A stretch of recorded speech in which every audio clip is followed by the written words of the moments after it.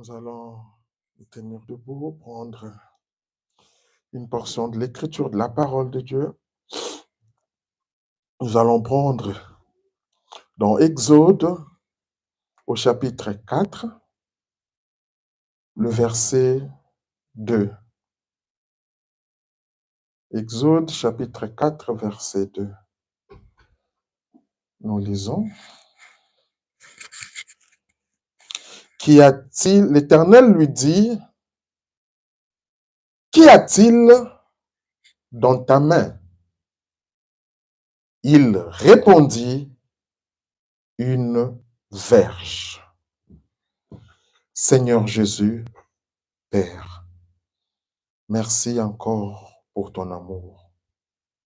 Seigneur, alors que nous venons de lire ta parole, Jésus, Seigneur, nous voulons que tu descendes, Jésus. Oh Dieu, que tu puisses l'exploiter pour nous, Seigneur, mon Dieu. Père, nous avons confiance en toi, Jésus. Oh Dieu bien-aimé, Père, que ceux qui ont des problèmes, en écoutant cette parole, qui reçoivent la solution. Là où les portes étaient bloquées, que les portes soient ouvertes au nom du Seigneur Jésus. Ô Père céleste, Seigneur, bénis l'auditeur ou l'auditoire invisible et visible. Bénis, Seigneur, chaque personne qui a sacrifié de son temps, Seigneur, pour écouter cette parole. Ô Jésus, je veux une bénédiction spéciale. Seigneur mon Dieu, Seigneur mon roi, aide-nous que nos vies puissent s'aligner par rapport à ta parole. Pardonne nos erreurs et nos manquements. Purifie nos cœurs et nos âmes, alors que nous te les demandons ainsi, au nom de Seigneur Jésus-Christ. Amen. Vous pouvez vous asseoir. Que le Seigneur vous bénisse encore une fois de plus. Nous sommes heureux d'être dans la maison du Seigneur. Comme David le dit, que je suis heureux quand on me dit « allons dans la maison du Seigneur ». Les dimanches passés, nous avons parlé sur le décolorant. C'est une prédication qui nous a vraiment bénis parce que tout se passe à travers le sang de Jésus-Christ. C'est ce sang qui nous a sauvés. Ni t'était l'œuvre du calvaire, ni t'était ce sang qui est ce décolorant, ni t'était ce sang qui efface le péché. Nous continuerons à être des pécheurs jusqu'à ce matin. Mais nous avons appris que quand nous connaissons qui nous sommes et que nous mettons Dieu en premier lieu, nous ne sommes plus des pécheurs en Christ. Quand tu confesses tes péchés, Seigneur, pardonne-moi, nous ne sommes plus de pécheurs. Et le message est basé par rapport à ça, le sang de Jésus. C'est après le sang de Jésus que nous proclamons la vérité. C'est après la mort, la résurrection de Jésus qu'on parle de la Pâque. Ce sont des enseignements ou des messages que nous devons prendre avec beaucoup, alors beaucoup de considération dans le cœur. Ce matin, après la lecture de cette parole, l'Éternel lui dit, « Qu'y a-t-il dans ta main ?» Il répondit, « Une vierge, une verge. » Je vais intituler la prédication ce matin, « Qu'y a-t-il dans ta main ?» C'est ça le titre de la prédication. Qu'est-ce que tu as dans ta main? Tu as quoi dans ta main? C'est une prédication que le frère Branham aussi a prêché. Nous allons l'exploiter en quelques minutes et nous allons rentrer. Parce que quand nous venons, ce n'est pas pour montrer que nous sommes des meilleurs auditeurs. Ce n'est pas pour montrer ma pensée, voilà, j'explique comme ça, non. Mais nous devons répéter le messager. Nous devons faire play à la bande. C'est que le prophète de Dieu dit, c'est que la parole de Dieu dit, nous devons répéter parce que c'est là où il y a la vie. Mes propres paroles, mes propres pensées, mes propres explications n'ont pas la vie. Quand on arrive à comprendre cela, on aura toujours soif d'entendre ou d'écouter la parole de Dieu. Parce que Dieu nous aime. Le sujet de ce matin, c'est qu'a-t-il ou qu'y a-t-il dans ta main? Qu'est-ce que tu as dans ta main? Alors, pour comprendre ça, je vais lire un tout petit peu ou reprendre le contexte de la parole de l'Écriture que nous venons de lire. Donc, Exode au chapitre 4. Je prends le verset 2 jusqu'au verset 4. La parole de Dieu dit, l'Éternel lui dit, qu'y a-t-il dans tes mains? Il répondit, une verge. C'est l'histoire de Moïse. Quand Moïse avait fui, il avait tué un Égyptien, il a fui dans le désert, il s'est marié à une, on a vu ça, à une femme qui était éthiopienne, une étrangère, une éthiopienne. Très bien, que Dieu vous bénisse. À une femme qui était une éthiopienne. Et un jour, Moïse était là. Il a regardé, parce que Moïse, quand il a fui, qu'est-ce que je vais dire par là? Moïse, quand il est né, sa mère, nous connaissons l'histoire, dans sa naissance, on avait tué les enfants. Sa mère l'avait protégé, l'avait jeté dans le Nil. Mais dans le Nil, en fait, ce n'est pas sa mère qui l'avait protégé, mais c'était Dieu. Et quand Pharaon, ou l'enfant de Pharaon, la fille de Pharaon l'avait vu, il a recueilli Moïse. Et puis, ils ont cherché une mère nourricière. Et cette mère nourricière, c'était évidemment la maman de Moïse. Et pendant que Moïse, la maman de Moïse, s'entretenait avec Moïse, sa maman lui rappelait à chaque fois que tu es un libérateur. Moïse, pendant qu'il grandissait, il savait que c'était lui le libérateur. Mais comment il allait libérer l'Égypte? C'était ça le problème. Moïse a essayé par ses propres moyens. Moïse a tué un Égyptien. Mais les enfants d'Israël ont vu en lui un tueur. On a commencé à les rechercher en Égypte et Moïse a fui dans le désert. C'est comme ça qu'il est parti au pays des mendiants. Arrivé là, il a trouvé une femme, une Éthiopienne. Il a épousé une Éthiopienne. Ils ont eu des enfants. Et un jour, Moïse y pensait, qu'est-ce que je fais de ma vie? Je pensais que j'allais être un libérateur. Parce que Moïse a été formé d'une telle manière qu'il était un grand guerrier. Et il pensait que c'était par ce canal-là qu'il allait sauver l'Égypte. Or, ce n'était pas ça. Il était devenu vieux. Toute la force qu'il avait appris l'avait abandonné. Parce que nous sommes des humains. Quand on est enfant, on grandit. À un moment, on est fort. Et au fur et à mesure, on devient papa, on vieillit, on devient faible. Des fois, même pour toucher d'autres choses transportées, on sent que ça commence à devenir lourd. On a besoin de l'aide. C'est lorsque Moïse était fatigué là. Il regarde au sommet de la montagne, il a vu un buisson. Nous connaissons un buisson, c'est comme un petit arbre là. Et ce buisson en train de brûler. Mais ça ne se consume pas. Parce que quand tu prends une feuille de papier, tu mets le feu. La feuille brûle et elle se consume. Après, tu ne vas plus retrouver la feuille. Mais Moïse a vu le feu, le buisson en feu, mais le buisson ne se consumait pas. C'était étrange. Comme ça, que nous puissions comprendre le contexte. J'espère que c'est clair. Nous relisons la parole. Il a écouté une voix. Quand Moïse est parti, il s'est rapproché parce que c'était un phénomène surnaturel. Moïse s'est rapproché pour dire, pour voir un peu c'était quoi, pour essayer de trouver une explication. Et en se rapprochant, il y a une voix qui est sortie de ce buisson, de ce feu. C'est là où nous lisons dans Exode chapitre 4, verset 2. L'Éternel lui dit, qu'y a-t-il dans ta main? Moïse, il était un berger. Un berger, c'est-à-dire, il avait les troupeaux de son beau-père, là où il était là-bas.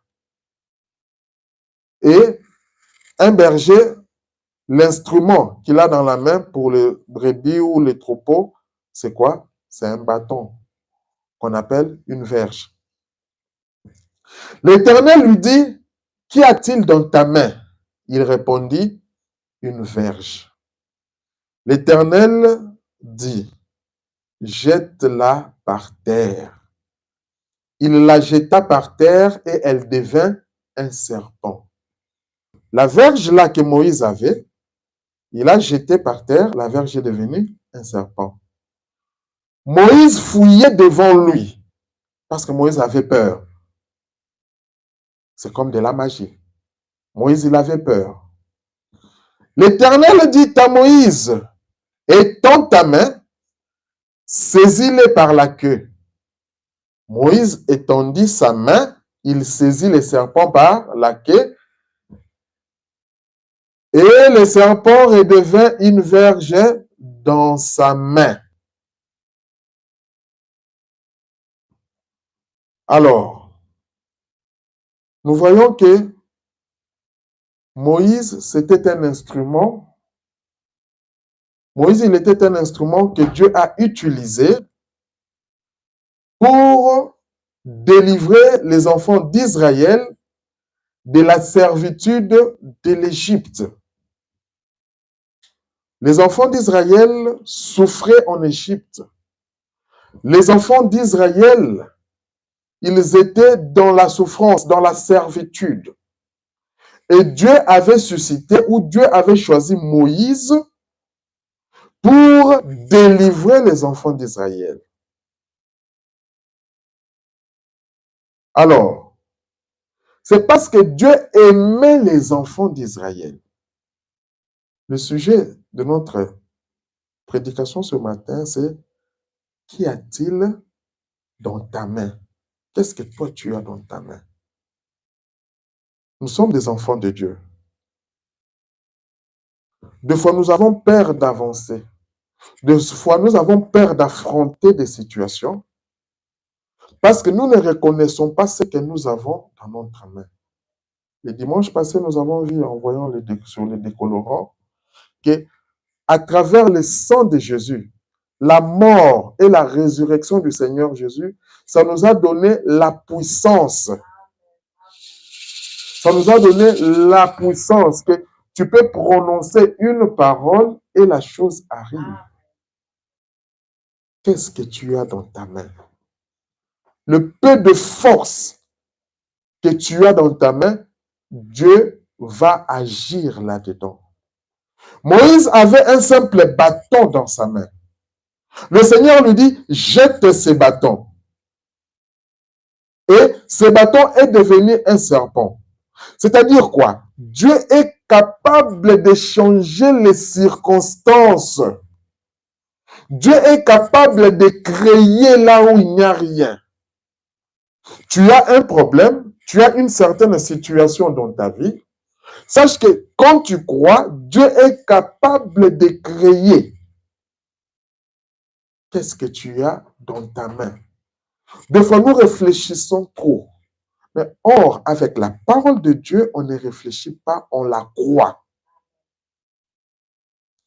Le frère Branham dit, dans la prédication, qu'y a-t-il dans ta main? Prêché le 11 juin 1955, au paragraphe 35. Et Dieu est aussi, vous aime tout autant qu'il aimait ses Hébreux.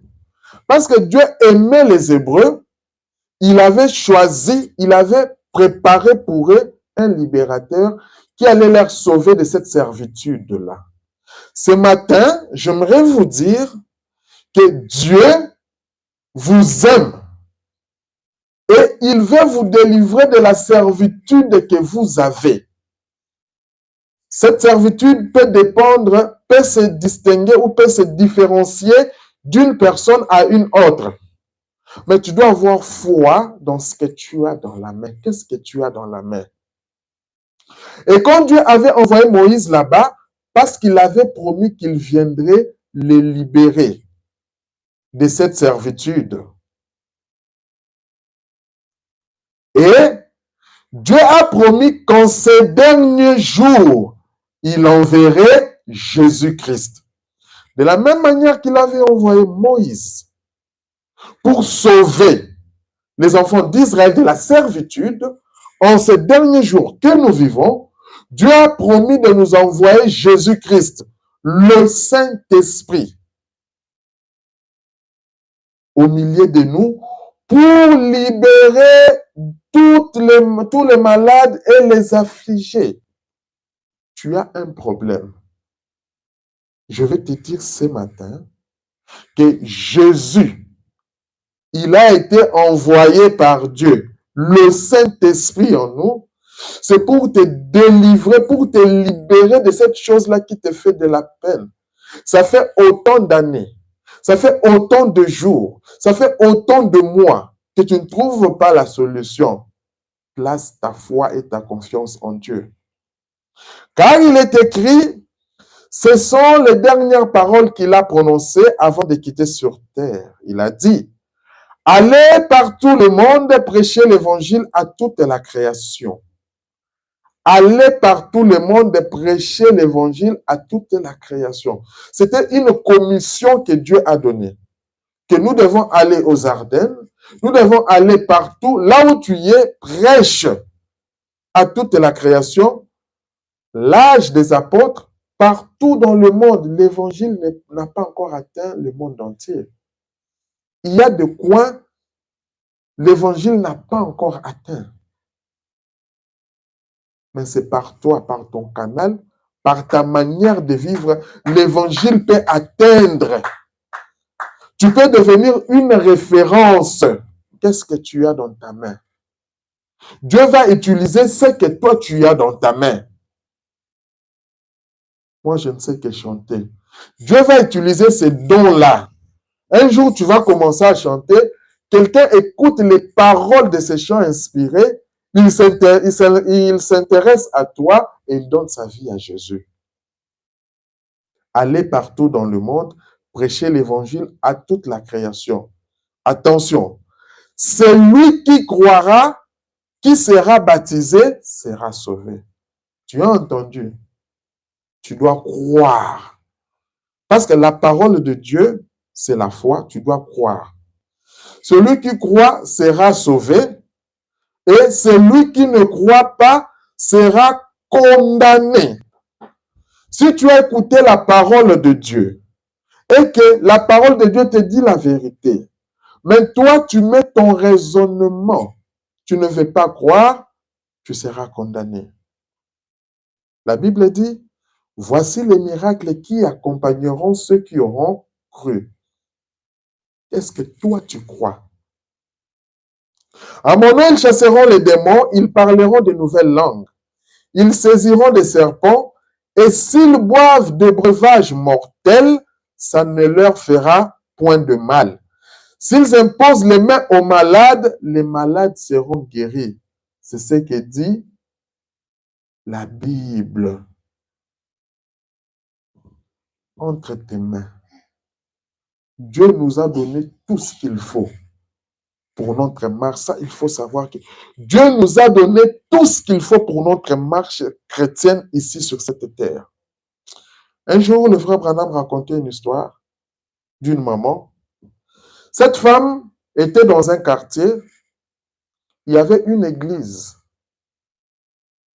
Et cette maman, elle était seule, elle avait un fils qui était en voyage, mais il ne croyait pas. Cette maman, elle était souffrante. Elle était presque mourante. Elle a écrit à son fils pour lui dire, si tu peux rentrer vite, parce que moi, avec cette maladie, je sens que je vais mourir. Parce qu'elle souffrait.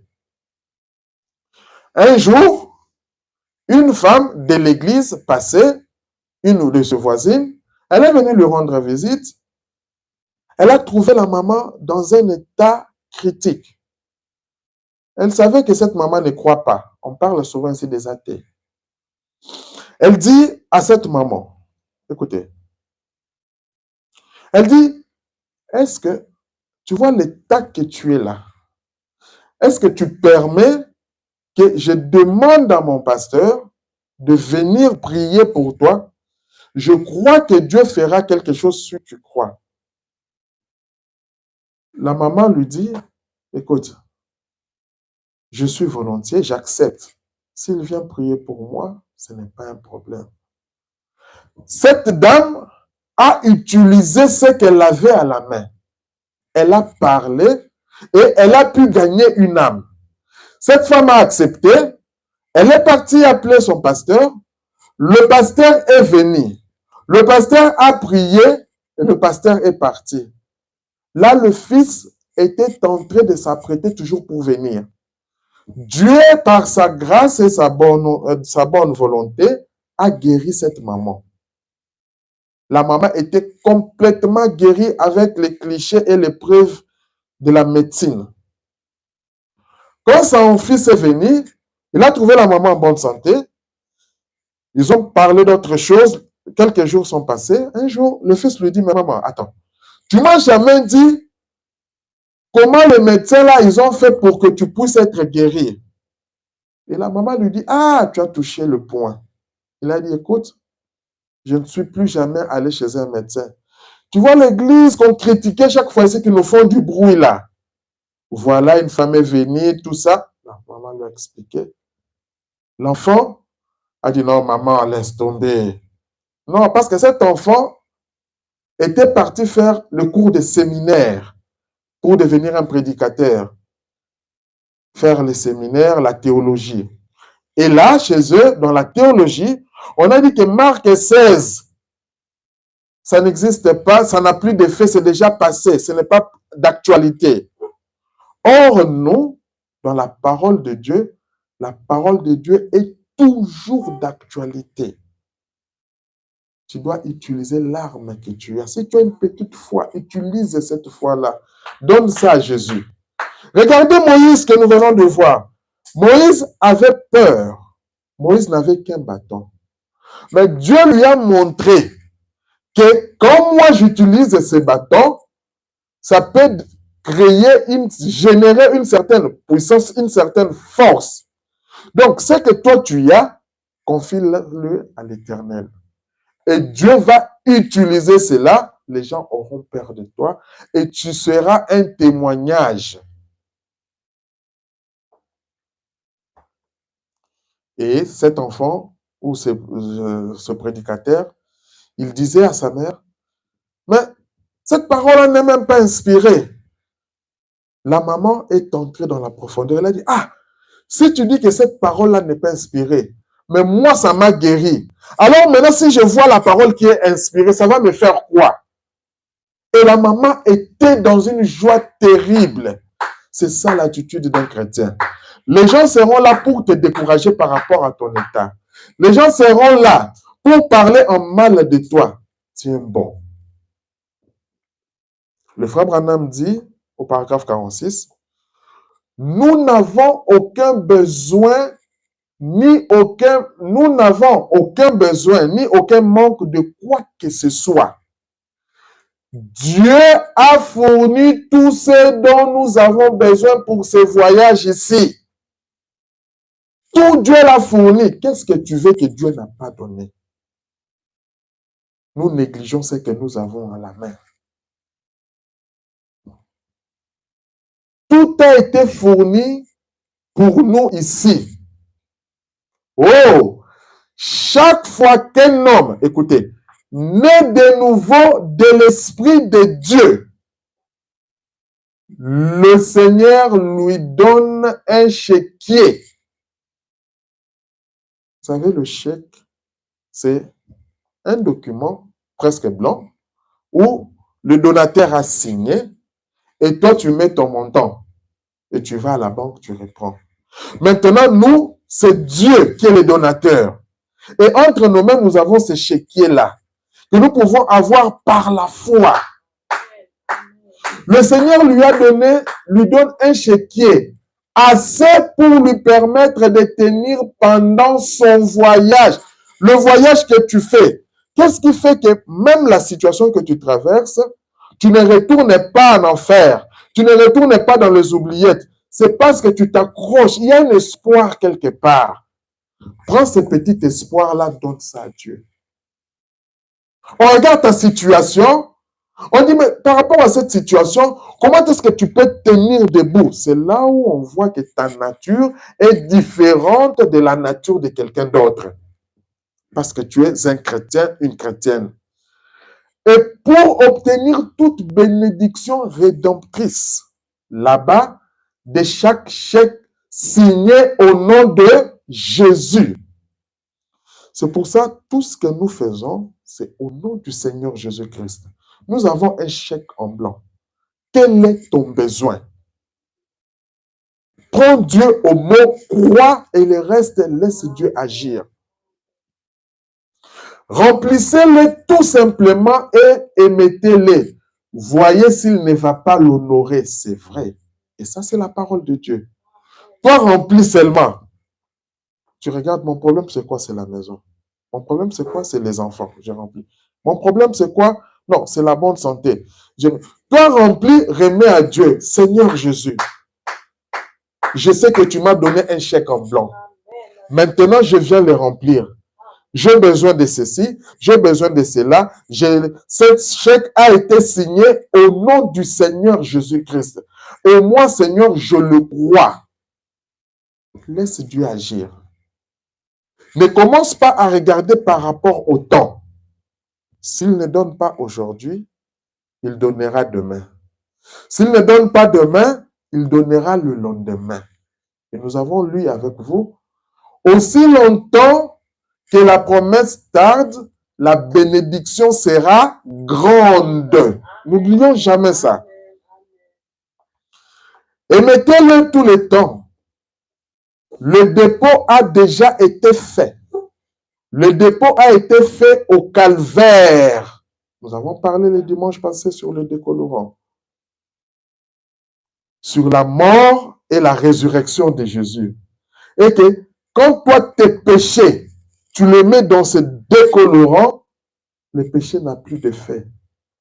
Pourquoi tu dois te mettre, tu commences à raisonner? Ah, peut-être la situation qui m'arrive ici, ce n'est pas, à un moment donné, j'avais rétrogradé. Ce n'est pas... Toi-même, tu commences à aller chercher des problèmes là où il n'y en a pas.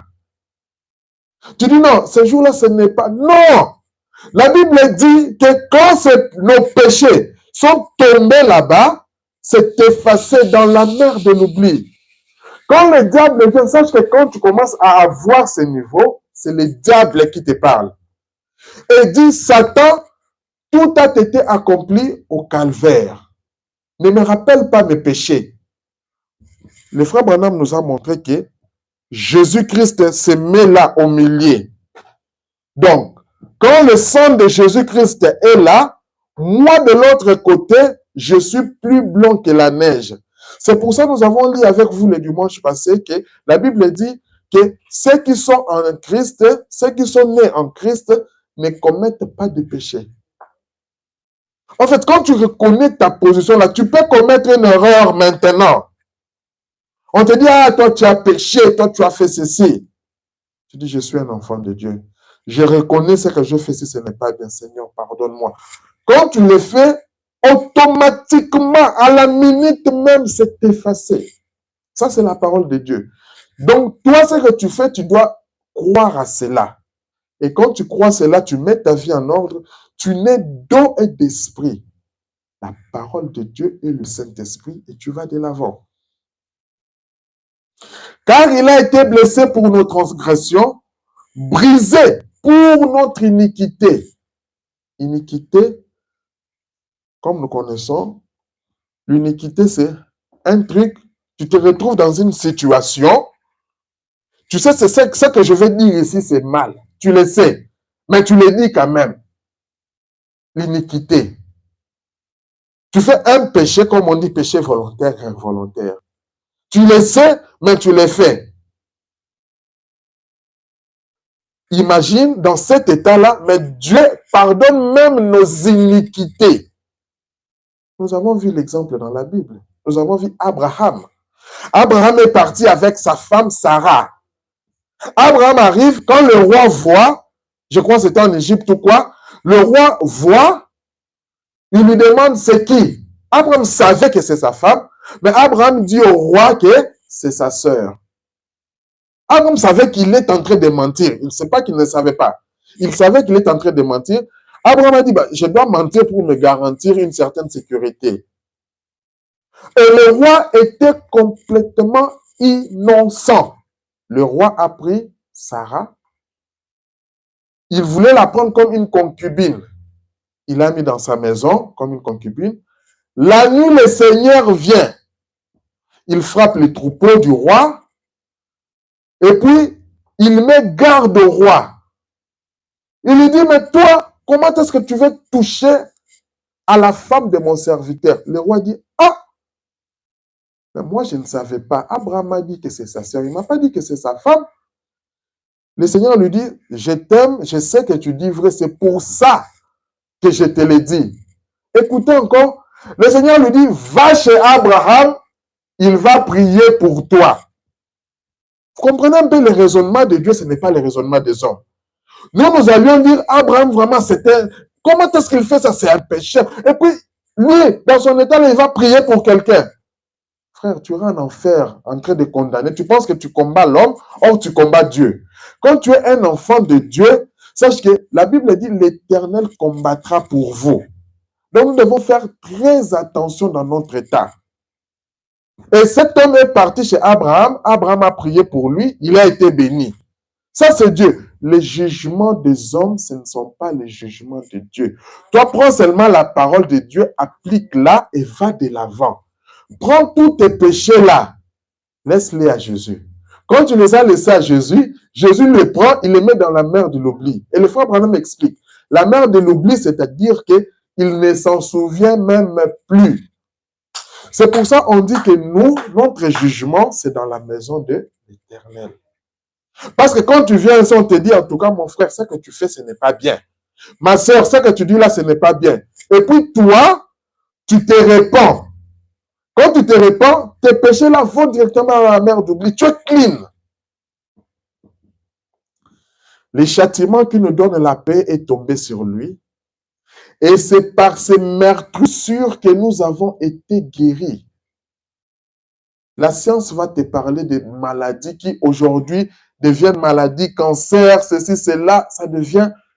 Mais la parole de Dieu dit que c'est par ces meurtrissures que nous avons été guéris. Tout cela a été signé par son sang.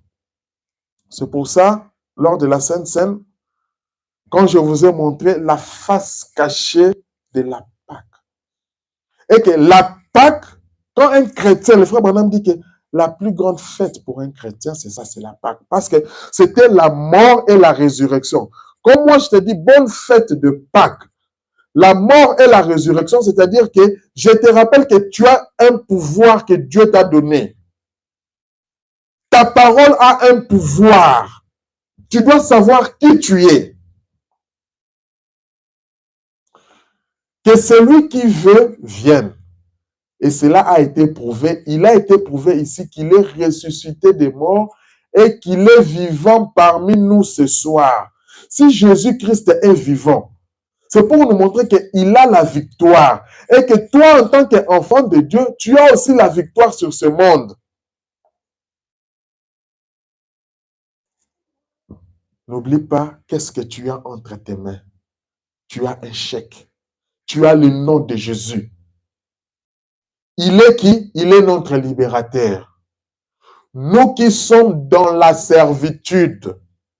Nous avons vu que Moïse avait un bâton dans la main et Dieu l'a utilisé pour aller délivrer les enfants d'Israël qui étaient dans la servitude. Maintenant, dans ce temps de la fin, Dieu nous a envoyé Jésus-Christ, le Saint-Esprit, qui est qui? Notre libérateur. Nous qui sommes dans la servitude, tous les problèmes que tu as là, c'est une servitude. Ce sont des troubles. Ça te dérange. Et il est venu pour nous libérer de ça. Tu dois accepter cela. Quiconque est dans la servitude, Jésus-Christ est ici pour libérer ce soir ou ce matin. Si vous croyez, c'est là. Si toi tu crois ça, sache que Jésus-Christ est là pour te libérer de cette servitude-là. Ces chagrins, ces problèmes qui te tourmentent. Chaque jour, tu pries, tu penses qu'il n'y a pas de réponse. Mais quand tu viens, moi, je te rappelle, place toujours ta confiance en Dieu. Place toujours ta confiance en Dieu. Parce qu'il a dit, je suis l'Éternel qui vous guérit de toutes vos maladies. Quelle est cette maladie que la science peut expliquer que Dieu ne peut pas guérir? Quelle est cette circonstance-là que Dieu ne peut pas changer?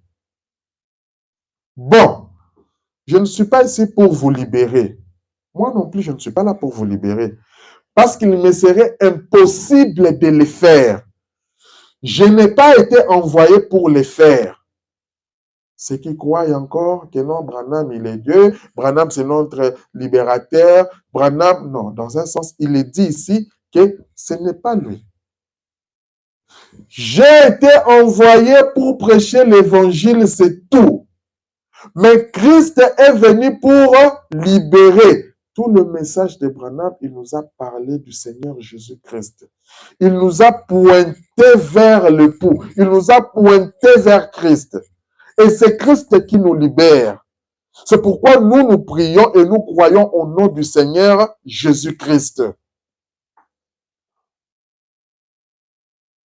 Qu'y a-t-il entre tes mains? Mais si Dieu a prédestiné quoi que ce soit, cela s'accomplira aussi sûrement que Dieu est dans le ciel. Donc, ça s'accomplira de toutes façons. Dieu connaît le devenir de tout un chacun. Il est omnipotent, nous savons, il est omniscient, il est omniprésent. Si Dieu a prévu quelque chose de bon pour toi, sache que ça va arriver. Confie-toi toujours à l'Éternel. Rien au monde ne peut empêcher Jésus-Christ de revenir une seconde fois. Dieu a décrété qu'il en serait ainsi. Quand Dieu a dit qu'il va revenir, peu importe les gens expliquent comment il est déjà venu, il a fait ceci. Ce sont les hommes. Et tout ça, c'est parce que le fait vous savez, les hommes, le fait que tu attends quelque chose, surtout au pays, au Congo, on est spécialiste dans ça. On cherche toujours à trouver une explication par rapport à une situation. Toujours une explication, une situation, on veut chercher à trouver une explication par rapport à ça. Non, tu vois, s'il a fait ça, c'est parce que ce jour-là, il avait répondu comme ça à sa mère. Non, s'il a fait ça, c'est parce que ce jour-là, il avait mal regardé son pasteur. On veut trouver toujours une explication à tout. On doit faire attention. Quand Dieu a dit qu'il va te bénir, il va te bénir. Même si tu passes par une certaine souffrance, qu'est-ce que la parole de Dieu dit? Parce que ce que Dieu dit, ce n'est pas seulement d'une voix audible, mais il a dit dans sa parole.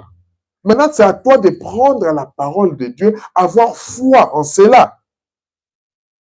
La Bible dit, qu'est-ce qu'un homme peut faire? Un jour, ton père peut même arriver à te maudire par jalousie, je dis bien. Par jalousie, parce que tu as ceci, parce que tu as cela. Ton frère peut arriver à te maudire par jalousie. Ne pense pas que ça aura un effet. La Bible dit que toute malédiction sans cause, c'est nul et sans effet. Toi, regarde ta marche. Respecte tes parents selon la parole de Dieu. Et quand tu as des parents chrétiens, les parents chrétiens vont aussi te respecter selon la parole de Dieu. Mais nous devons tous tenir la parole, la foi dans la parole de Dieu. Vous pouvez combattre cela autant que vous le voulez. Mais Dieu a décrété que cela devrait aller de l'avant et ça va de l'avant. Aucune personne ne peut mettre un point dans ta vie. Aucune personne, même pas un pasteur, aucune personne ne peut mettre un point dans ta vie. C'est que Dieu a dit, les bénédictions, Dieu a dit, demandez et vous recevrez. Toi, tu as demandé à Dieu. Mais quel est cet homme-là qui vient dire que non, avant de faire ça, viens, on fait des cérémonies bizarres. Non. Personne ne peut mettre un point dans ta vie. Quelqu'un peut venir, il te dit, ben écoute, toi avec ça, je vous dis, à jamais, vous pouvez jamais vous marier, vous pouvez jamais avoir ceci. D'ailleurs, avec cette maladie, tu vas mourir. Ça, c'est l'homme qui essaie de mettre un point. Toi, maintenant, retourne à Dieu. Seigneur, tu as dit que tu es le grand médecin. Regarde telle situation, telle situation. Je crois que tu es capable de changer ma situation. Quand tu mets ça, c'est fini. Et tu verras, Dieu dans son laboratoire, il est en train de créer. Dans son laboratoire, il est en train de faire certaines choses que quand cela va s'accomplir dans ta vie, ça sera un miracle, ça sera un témoignage. Et le médecin, et les personnes, l'entourage qui disait, vont dire, comment tu as fait ça? C'est vrai, peu importe. La Bible dit, de ces pierres, Dieu peut susciter des enfants à Abraham. Nous avons vu du bâton, Dieu l'a transformé en serpent. La Bible dit, de ces pierres, Dieu peut susciter des enfants à Abraham. Alors, qu'est-ce qui est impossible à Dieu? Non seulement Dieu, la Bible dit, tout est possible à celui qui croit. Nous devons avoir foi en Dieu. Donc, la meilleure chose à faire, c'est de se joindre au programme de Dieu et d'avancer avec l'Église. À ma connaissance, c'est la meilleure chose à faire. Au lieu de chercher à combattre Dieu, à mettre des doutes, mets-toi dans les plans de Dieu, dans le programme de Dieu. Qu'est-ce que Dieu a dit? Aligne-toi dans ce programme et va de l'avant. Parce que Dieu, des fois, vous savez, il crée certaines situations, certaines circonstances pour attirer notre attention. Ça, c'est Dieu. Maintenant, la situation qu'il crée, ça dépend d'une personne à une autre. Il faut savoir que Dieu nous aime. N'oublions pas ça. Je reprends et je rejoue la bande. Que deux fois, Dieu crée certaines situations pour attirer notre attention. Peut-être une période, nous étions devenus faibles dans la vie de la prière. Peut-être nous ne lisions plus la parole. On sort, on revient comme d'habitude. Peut-être nous privilégions les choses du monde. Dieu maintenant, tellement qu'il m'aime, il crée une situation. Cette situation peut être même une maladie. Dieu crée une certaine maladie pendant une année, pendant 2 ans, pour que tu commences à courir. Seigneur, Seigneur, Seigneur, Seigneur, regarde ma situation. Seigneur, c'est Dieu qui a créé ça. Maintenant, après une année, après 2 ans, Dieu te donne la guérison. Dieu te donne les enfants. Dieu te donne le mariage. Dieu te donne ce que tu veux là. Tu vas voir que ta situation, ta considération envers Dieu va encore beaucoup plus changer. Tu deviendras un témoignage. Quelqu'un vient, tu dis, maman, tu sais, moi, j'ai fait 10 ans. Tu sais, moi, j'ai fait une année. Tu sais, moi, j'ai fait autant. Mais regarde ce que Dieu a fait pour moi. Dieu est là. Donc, nous devons savoir que certaines circonstances que Dieu fait, c'est pour nous attirer vers lui. C'est la même chose comme nous avons vu avec Moïse. Moïse était en dessous de la montagne. Moïse regarde, il voit un buisson. Dieu, c'est Dieu. Nous avons prêché ici un message pour dire que dans le plan de Dieu, ce qu'il fait, on ne peut pas l'expliquer. Dieu, il pouvait descendre et dire seulement à Moïse, Moïse, va en Égypte, va faire ceci. Il pouvait le faire. Mais regardez, Dieu dit, c'est comme s'il cherche aussi à compliquer un peu les choses. Il prend d'abord un buisson comme ce truc-là, Il commence à les brûler, mais ça ne se consume pas. Maintenant, moi, je dois m'avancer pour regarder, mais pourquoi ça se brûle, mais ça ne se consume pas? Au fur et à mesure que je m'avance en m'interrogeant, ça c'était Moïse, une voix sort. Moïse, Moïse, attention, le lieu là où tu es, c'est un lieu saint. Enlève tes souliers. Et Moïse reçoit sa commission. Va en Égypte. Moïse avait peur. C'est pour ça que Dieu lui a dit, Moïse, qu'est-ce que tu as dans ta main? Moïse lui dit, mais j'ai un bâton. Le Seigneur lui montre que, avec ce que tu as dans ta main, Dieu peut te rendre puissant. Avec ce que tu as dans ta main, Dieu peut t'utiliser d'une manière extraordinaire. Le frère Branham dit, qu'y a-t-il dans ta main? Au paragraphe 63. Et qu'est-ce que j'en sais? Qu'est-ce que vous en savez?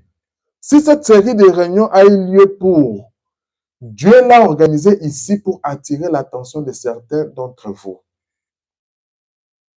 Tu étais là, peut-être tu ne savais pas. Dieu crée, non, une église aux Ardennes. Mais c'est pour attirer ton attention. Peut-être que tu commençais à aller loin.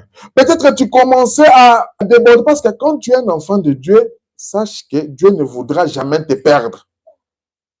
Tu peux aller chercher à boire, faire ceci. Il y aura un temps. Comme je dis, Dieu va créer une situation, une circonstance pour t'attirer vers lui. Et c'est ça que le frère Branham dit. Il avait des séries de réunions. Il dit peut-être que ces séries de réunions-là, Dieu a fait pour vous attirer.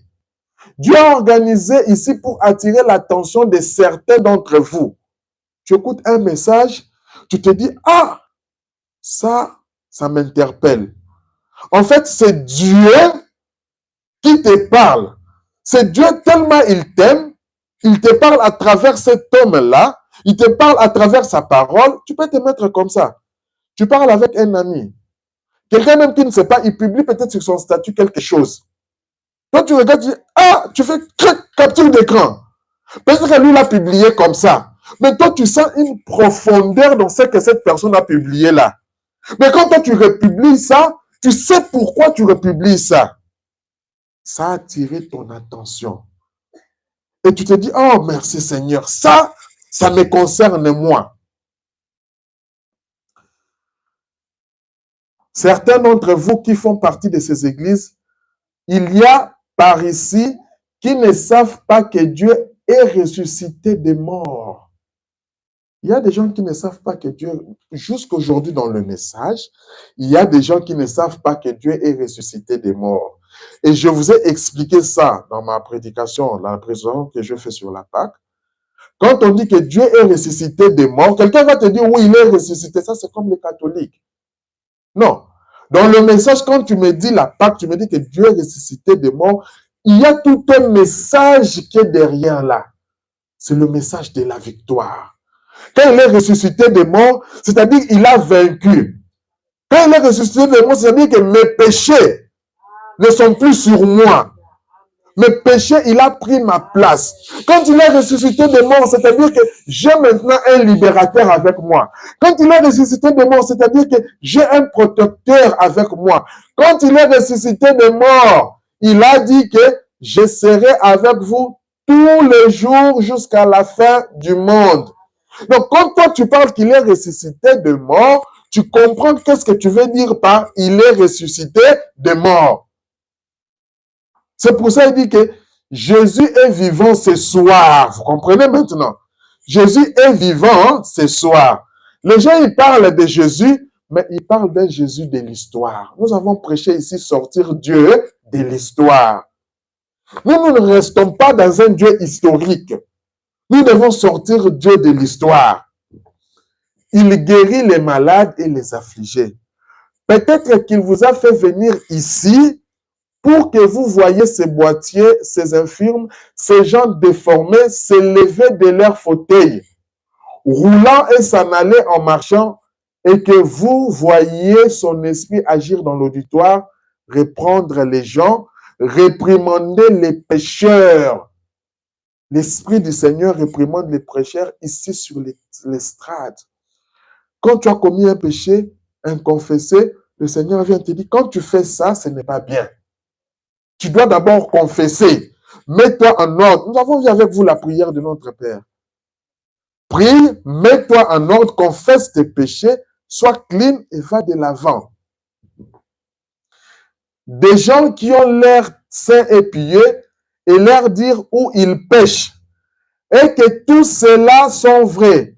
Chaque parole qu'ils prononcent à ce sujet est infailliblement la vérité. Écoutez, comment savez-vous si Dieu n'a pas attiré votre attention pour que vous veniez regarder quelque chose comme ça? Comment tu ne sais pas que c'est Dieu qui a attiré ton attention à venir jusqu'ici? À cet instant, tu pouvais faire beaucoup de choses. Mais Dieu permet que tu te mets à écouter sa parole. Alors ne sois pas comme un pharisien, tu viens seulement pour le bon plaisir. Non. Quand tu écoutes la parole de Dieu, tu dois comprendre, tu dois en bénéficier de quelque chose. Afin que vous aussi, vous vous détourniez. Quand tu écoutes la parole de Dieu, tu regardes qu'est-ce que j'avais comme marche, tu te détournes de cette mauvaise marche. Maintenant, tu commences la nouvelle marche avec Dieu. Non pas vous détourner de votre église, mais vous détournez votre manière de vivre. Toi, individu, comme nous le disons au tabernacle des Ardennes, on ne vise pas quelqu'un, mais je parle de moi en tant qu'individu. Moi, ma marche doit s'aligner par rapport à la parole de Dieu. Je dois me détourner de ma mauvaise marche là. Si je n'avais pas la foi, je dois avoir foi en Dieu. Si je critiquais, je dois arrêter les critiques. Si je faisais des choses mauvaises, je dois arrêter ces choses-là. Chaque chrétien né de nouveau doit avoir cette position.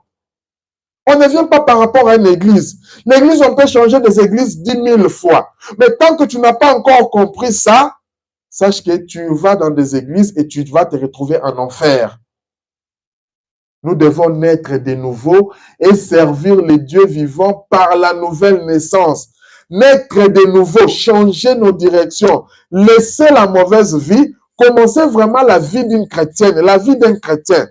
Tu te dis, quand on doit parler d'un chrétien, c'est moi. Quand on doit parler d'une chrétienne, c'est moi. C'est peut-être ce que Dieu est en train de faire. Le frère Branham dit, alors, il s'est détourné pour voir cela du milieu du buisson. Ça, on rentre chez Moïse. Dieu lui a parlé et a dit, Moïse, ôte tes souliers, car la terre sur laquelle tu te tiens est une terre sainte. Le frère Branham dit, eh bien, peu importe ce qui se trouvait à proximité, Dieu aurait pu utiliser n'importe quoi. Dieu aurait pu utiliser un buisson, mais Moïse avait quelque chose dans sa main. Il a dit, c'est un bâton. C'est Dieu. Il pouvait utiliser même une pierre, il pouvait utiliser n'importe quoi. Mais Dieu lui a posé la question, qu'y a-t-il dans ta main? Ce matin, tu dois regarder qu'est-ce que tu as dans ta main. Et ce que tu as dans ta main, Dieu est capable de l'utiliser. Moïse a dit, je n'ai qu'un bâton. Et Dieu a utilisé ce bâton. Il a dit, jette-le par terre. Il a jeté par terre et à ce moment-là, c'est devenu un serpent. La chose que Moïse voyait comme un bâton, Moïse regarde, ça peut se transformer en un serpent. Moïse s'étonne. C'est normal en tant qu'humain. Mais pour Dieu, c'est rien. Il voulait lui faire passer un message que quand tu as foi en Dieu, tout ce que tu as, vas-y. Nous avons plusieurs histoires dans la Bible. Gédéon, il partait là comme un guerrier. Il comptait sur le nombre de gens qu'il avait, ses militaires. Lui dit, non, j'ai une armée de 4 000, 5 000, 8 000 personnes. Dieu regarde, il dit, attends, toi tu vois le nombre, mais moi j'ai besoin de courageux. Il dit, va leur dire seulement, écoutez, celui qui sent qu'il n'a pas envie de combattre, je ne vais pas les punir, qu'ils restent chez eux. Ceux qui veulent venir, qu'ils viennent. Pouf, Sauf la moitié des militaires sont restés. Dieu lui dit, ce n'est pas encore fini. Vas-y, demande-leur de boire de l'eau. Tu vas observer ce que tu parles comme militaire là. Parce qu'un militaire, il doit être prêt à tout moment. Il lui dit, ceux qui vont boire de l'eau aux aguets, en train de regarder, c'est eux là les combattants. Mais celui qui se dit, j'ai trouvé de l'eau, il boit, c'est un distrait. Parce que l'ennemi peut venir les tuer.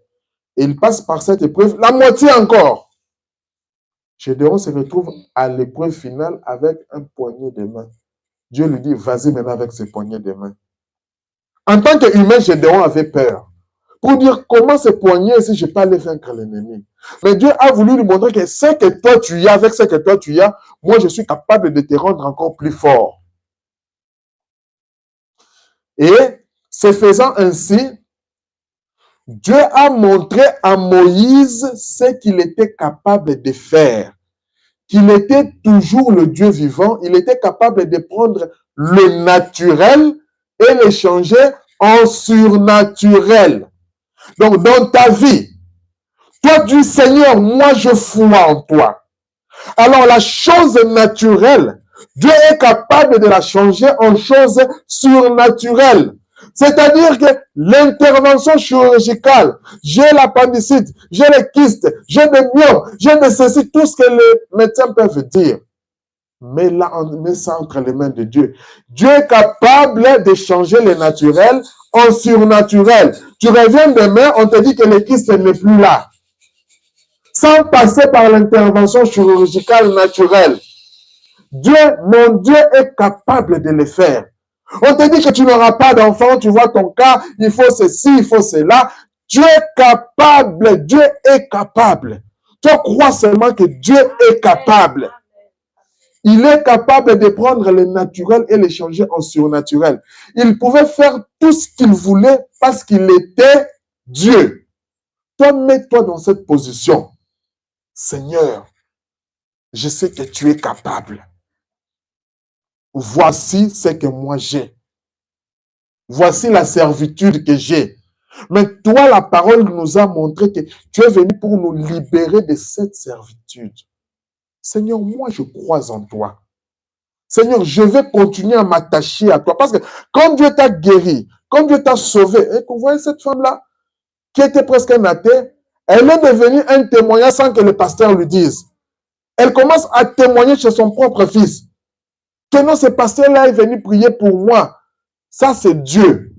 On pensait qu'ils ont des magies. On pensait qu'ils ont des choses comme ça. Mais moi-même, je te dis qu'il a seulement prié et c'est Dieu. Et cette femme-là est restée attachée à Dieu. Dieu a attiré une maladie en elle pour que cette femme devienne attachée à Dieu quand Dieu devrait la guérir. Que pensez-vous? Que pensez-vous qu'auraient dit les soldats de cette grande armée ce jour-là? Eh bien, ce pauvre vieux a perdu la raison. Ça, on parle de Moïse. Le frère Branham, je pense qu'il a prêché un message, l'invention par un seul homme. Donc, c'est-à-dire que Moïse, quand il est parti pour conquérir l'Égypte, il est parti envahir l'Égypte, mais elle était seule. Et c'est là où la Bible dit que avec Dieu, nous sommes plus que vainqueurs. Quand tu comprends ça, le problème, c'est parce que nous n'avons pas foi. Quand tu comprends qui je suis et que je suis avec Dieu, si cette situation, je ne vois pas clair aujourd'hui, je continue à croire en Dieu. Moïse, pendant qu'il marchait, il vient, il se met devant là, il dit à Pharaon, un vieux là, avec son bâton, laisse partir mon peuple. Le frère Madame dit, mais le soldat lui regardait, il disait, mais ce vieux est devenu comme un fou. Tu te mets devant les grands pharaons, la plus grande puissance d'Égypte, avec un bâton, pour dire, laisse partir mon peuple. Dieu a dit, laisse partir mon peuple. C'est pourquoi nous l'appelons le Dieu de paradoxe. C'est toujours ce que pense le monde, mais il avait la parole du Seigneur. Le monde aime toujours les raisonnements. Non, tu vois ces cas ici, ça c'est le monde. Mais toi, est toujours la parole de Dieu. Il a dit, que par ces meurtrissures, nous sommes guéris. C'est tout. Mais toi, qu'est-ce que tu racontes? Je ne raconte rien, c'est la parole de Dieu. Elle devait s'accomplir. Il avait la promesse de Dieu. Il agitait ce vieux bâton qu'il avait dans sa main. Moïse qui descend pour prendre le contrôle. Quel spectacle! Avec un bâton, il descend pour prendre le contrôle de l'Égypte. Oh. Et quand il est arrivé là-bas, il a pris ce vieux bâton-là. La seule chose qu'il avait dans sa main, il a vaincu l'Égypte et a conduit les enfants d'Israël qui a nourri par le même bâton jusqu'à ce qu'ils arrivent au pays promis. Amen. Un vieux bâton sec qu'il avait à la main. Qu'est-ce qu'il y a dans ta main? Ce bâton-là, Moïse a vaincu l'Égypte. Avec ce bâton-là, Moïse a libéré les enfants d'Israël. Avec ce bâton-là, nous savons l'histoire dans le désert. Moïse a donné la nourriture aux enfants d'Israël. Les enfants d'Israël sont entrés dans la terre promise. Vous n'avez peut-être pas grand-chose dans votre main. Écoutez, il se peut que vous ne soyez même pas capable de siffler. Mais quoi que vous ayez dans votre main, laissez Dieu s'emparer et il les bénira. Seigneur, moi, je n'ai qu'un petit travail ici. Ah, c'est ce que toi, tu as. Bon, laisse, tu verras comment Dieu va te bénir. Seigneur, moi, je n'ai que ce petit temps pour prier. Ah, c'est ce que toi, tu as. Tu verras ce que Dieu va en faire. Si vous ne pouvez pas faire plus que de témoigner à votre prochain, qu'est-ce que toi, tu as? Non, moi, je ne peux pas prêcher. Moi, cette histoire de prêcher là, moi, non. Mais témoigne quand même de Dieu. Ne montre pas toujours tes problèmes aux autres. Témoigne de ce que Dieu a fait. Ah, tu vois, moi ici, Dieu m'a donné un mariage. J'ai un bon mari. Malgré les hauts et les bas, j'ai un mari qui me soutient. Ça, c'est un instrument que toi, tu peux utiliser. Ah non, Dieu m'a donné une femme. Malgré les hauts et les bas, cette femme, elle me soutient. Dieu m'a donné une femme. Et tu verras, Dieu va te donner encore d'autres choses. Regarde d'abord, réjouis-toi d'abord de ce que Dieu t'a donné. On fait des fois beaucoup, mais des fois on ignore ce que Dieu nous a donné. Comment tu considères ton mari? Comment tu considères ta femme? Comment tu considères ce que tu as dans la main?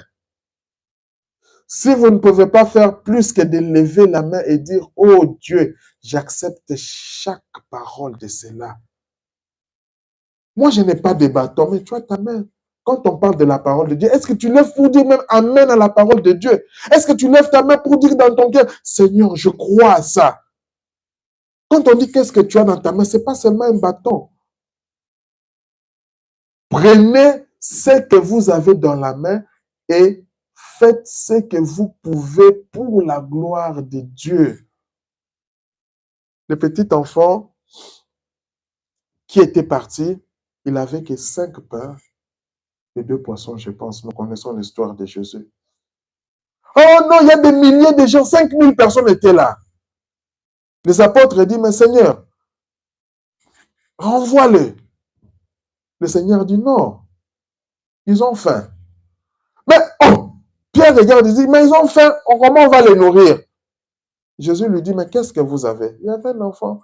Il dit, non, voilà, on n'a que 5 pains, 2 poissons ou 3 poissons. Donc, ça ne représentait absolument rien. Mais regardez, ces poissons qui étaient crus, Dieu a multiplié cela, et puis Dieu a fait cuire cela. Ça, c'est le paradoxe de Dieu. Si aujourd'hui tu donnes à la science, ils ne pourront jamais expliquer ça. Tu dis à la science que sur ces pains-ci, ces 5 pains ou ces 10 pains qu'il y avait, on a nourri 5000 personnes. La science, elle aime toujours, il faut démontrer. Quand il n'y a pas de démonstration, on devient fou. Mais regarde ce que tu as dans la main, ce que Dieu peut faire avec ça. Élie, il était là, dans le désert. Mais Élie était nourri par quoi? Par les corbeaux. Pendant qu'il y avait la sécheresse dans le pays, il y a les corbeaux qui venaient apporter de la nourriture à Élie. Élie avait de l'eau, il avait la nourriture chaque jour. Regardez ce que Dieu est capable de faire. Mais toi, ta situation, tu penses que Dieu ne la voit pas? Tu penses que Dieu n'est pas capable de changer cette situation? J'aime me retirer pour être avec Dieu. Pendant que je chute maintenant. J'aime me retirer pour être avec Dieu. Chaque homme et chaque femme. Ça, c'est une attitude que le frère Branham nous montre. Est-ce que tu as le temps de te retirer avec Dieu? Est-ce que tu as le temps de t'enfermer quelque part pour parler à Dieu? Ici, on avait décrété que chaque vendredi, on est là dans l'écoute de la bande, dans l'écoute de la parole de Dieu. Est-ce que vraiment tu mets ça dans ton programme? Que pour moi, peu importe la situation, chaque vendredi, je dois trouver 30 minutes, 1 heure pour écouter. C'est pas seulement je dois mettre, non, écoutons ça. Quand je suis conduit à mettre, nous allons écouter. Mais de toi-même, ça doit être une vie. Tu te dis non, je vais écouter la parole, je vais prier. Est-ce que toi-même, chaque homme, pas seulement les hommes, chaque femme, est-ce que tu peux te retirer pour être avec Dieu? On doit avoir ce temps-là secret de communion avec Dieu. C'est ça le problème que nous avons maintenant. Nous voulons trop demander, nous voulons faire ceci. Mais est-ce que nous avons ce temps-là de retirer avec Dieu? C'est ça le problème. C'est ça la question que l'on doit se poser dans notre cœur. C'est ça la question que moi, je dois me poser. Je suis un fils de Dieu. Je suis une fille de Dieu. Est-ce que j'ai ce temps-là de me retirer avec Dieu? Le frère Branham dit, j'aime me retirer pour être avec Dieu. Tu dis non, chérie, pendant 1 heure, oublie-moi s'il te plaît. Je suis en chambre. Je suis dans telle pièce. Je me retire un peu pour prier. Et pendant ce temps, pas de dérangement. Tu restes toi-même concentré avec Dieu. Est-ce que tu le fais? C'est ça le problème. Vous devriez passer plus de temps chaque jour au lieu de traînasser partout et de courir partout. Vous devriez être quelque part en train de prier et de chercher Dieu. Amen. C'est la parole de Dieu. Nous avons des programmes, non, peut-être dimanche prochain, je ne serai pas là. On a une réunion ici. Dimanche prochain, je ne serai pas là, je reste à la maison. Dimanche prochain, oui, c'est bien. Mais est-ce que tu as un programme comme ça aussi pour Dieu? Tu dis vraiment aux amis, parce que pour Dieu, des fois, on supprime pour faire d'autres choses. Mais est-ce que tu es capable de dire que non, tel samedi, en tout cas, désolé, samedi le 15, ne mettez pas parce que moi, je ne serai pas là. Je serai à la maison, je dois prier Dieu. Est-ce que tu es déjà arrivé, tu as déjà atteint ce niveau-là? Quand on te dit, on fixe un programme, tu dis non, ça, je réserve ça pour Dieu. Les frères Branham disent, c'est ça le problème. Chacun de nous doit s'examiner par rapport à ça. Tu dois avoir un temps de te consacrer à Dieu. Où tu dois prier et chercher Dieu. C'est un exercice. Ce n'est pas le fait seulement de venir. Non. Tu dois chercher à prier et à chercher Dieu. Dieu, on le cherche dans sa parole. Tu pries, Seigneur, tu pries. Et tu verras que tu es en train de créer l'atmosphère. Nous avons prêché ça ici sur l'atmosphère.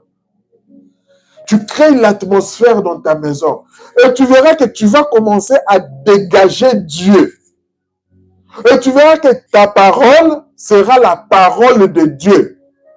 Quand quelqu'un veut oser, même si tu ne pries pas, il sent que l'atmosphère. Vous savez, Pierre ou Paul, je pense que c'était Pierre, tellement qu'il était concentré, qu'il cherchait Dieu, qu'il était dans l'atmosphère spirituelle. La Bible dit, l'ombre de Pierre, mon ombre qui est là.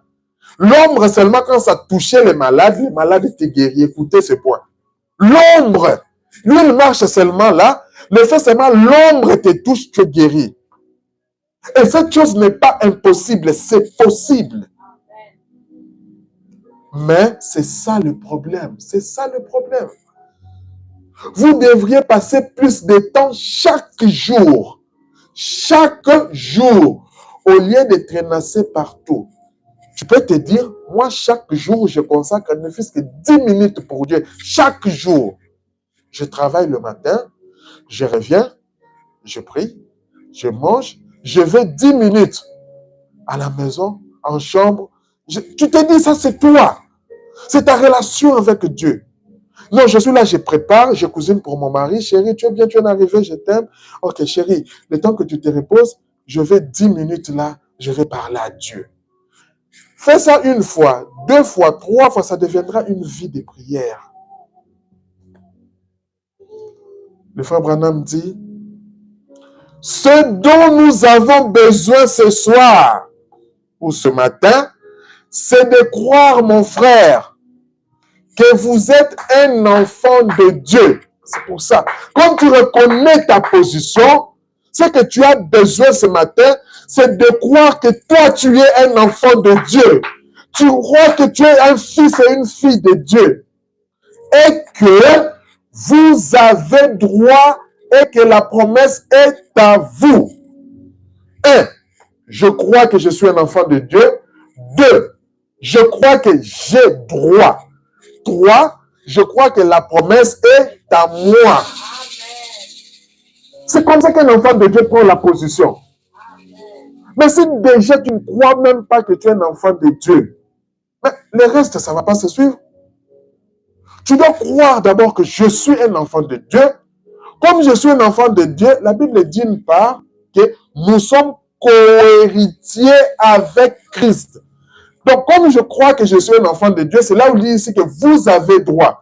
Parce qu'un co-héritier, c'est-à-dire que je jouis de cet héritage-là. Peu importe ce que vous avez dans votre main, prenez cela et allez tuer les démons de part et d'autre. Bon, le frère Branham nous a appris que chaque maladie est un démon.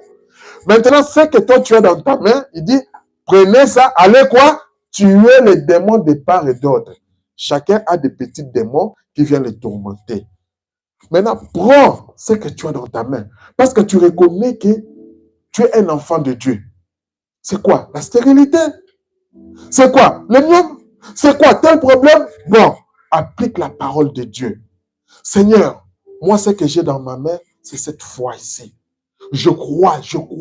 Au nom de Jésus, je chasse. Demain, tu reprends la même prière. Seigneur, je crois au nom de Jésus. Le lendemain, tu reprends. Quand tu vois, cette prière a été exaucée, ok, c'est bon. Chérie, notre prière est exaucée. Bon, comme nous sommes dans le monde des humains, il y en aura toujours des besoins. Chérie, on passe à tel besoin maintenant. Seigneur, c'est pour ça que j'ai dit que quand Dieu t'a donné un mariage ou quoi, remercie-le d'abord pour la bénédiction qu'il t'a donnée. Ah Seigneur, tu m'as donné un mari. Seigneur, tu m'as donné un mariage. Seigneur, merci beaucoup. Oh Seigneur, aide-moi à respecter ma femme. Aide-moi à respecter mon mari. Aide-moi à obéir à mon mari. Seigneur, aide-moi à le rendre heureux. Seigneur, tu jouis d'abord de la bénédiction là. Dieu te donne des enfants. Ah Seigneur, je t'avais demandé des enfants. Seigneur, tu m'as donné des enfants. Oui, oui. Maintenant, le problème est que Seigneur, regarde ces enfants-là, ils sont maintenant malades. Seigneur, je veux que tu les guérisses. Tout. L'enfant sera guéri. Demain, le lendemain, l'enfant va à l'école, il y a des problèmes. Seigneur, c'est pourquoi j'ai dit qu'il y aura toujours des situations qui vont venir, mais toi, tu dois reconnaître d'abord que tu es un enfant de Dieu. Peu importe ce que vous avez dans votre main, prenez cela et allez tuer les démons de part et d'autre. Et vous verrez que les plumes se mettront à voler, que le diable sera vaincu et que vous en sortirez guéris. Pour ce matin, que Dieu vous bénisse. On va se mettre debout. Chacun de nous va prier le Seigneur Jésus.